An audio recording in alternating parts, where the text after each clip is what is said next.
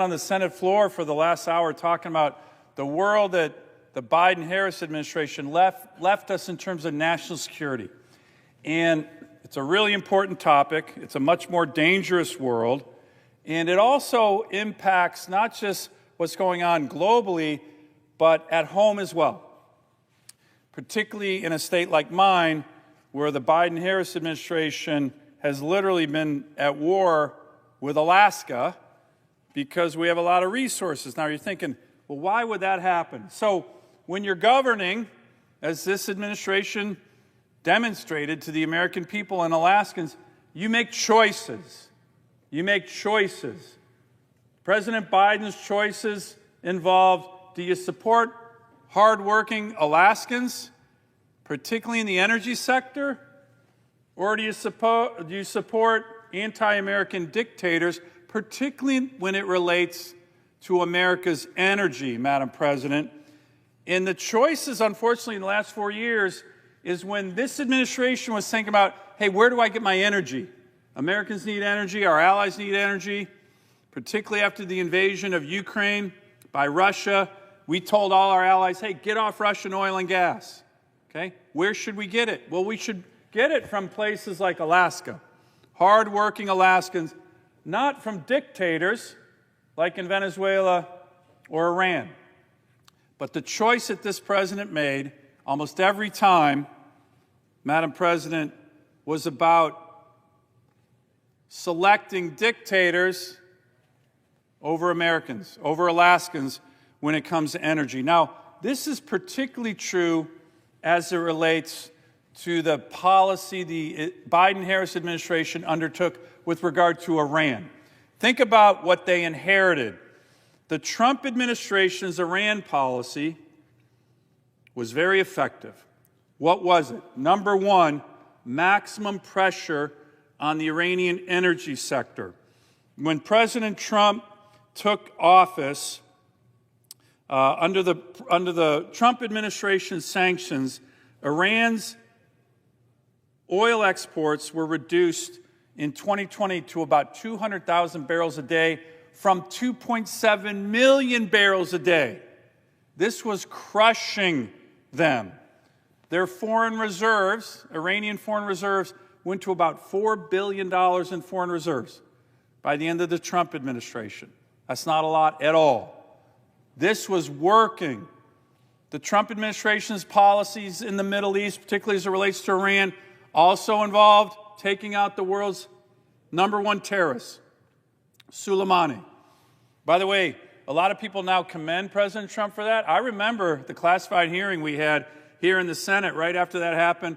So many of my Senate Democrat colleagues were criticizing Mike Pompeo and others for killing General Soleimani, which was a huge gift to countries around the world because he was the #1 terrorist in the world.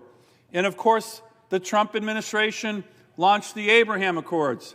The presiding officer and I went to a number of the Abraham Accord countries together prior to the October 7th attacks, where the opportunities for peace had been growing prior to the October 7th attacks. So that was the Trump administration's policies with regard to Iran and energy.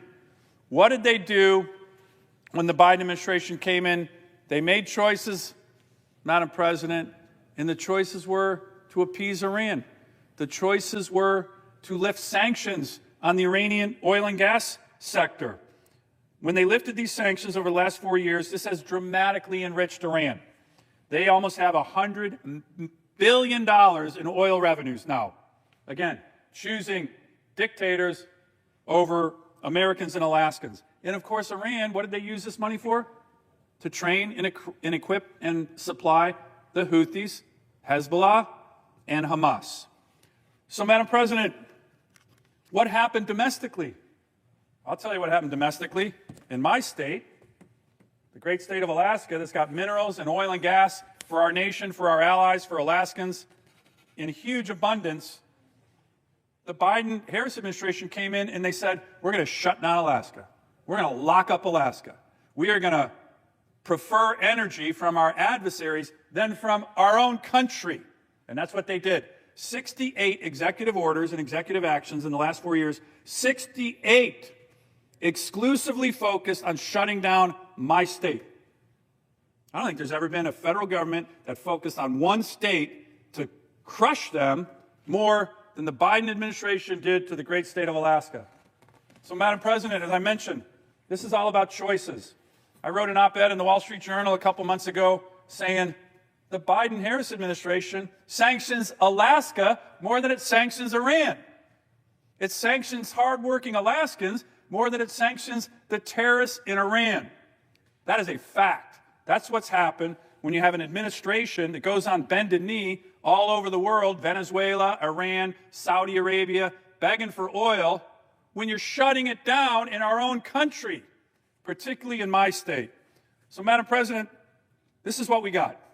4 years of this, sanctioning a state, sanctioning my constituents, when the president goes on bended knee to Venezuela, to Iran, and won't sanction them at all. Does that make sense? No. But that's the world that we watched and dealt with over the last 4 years.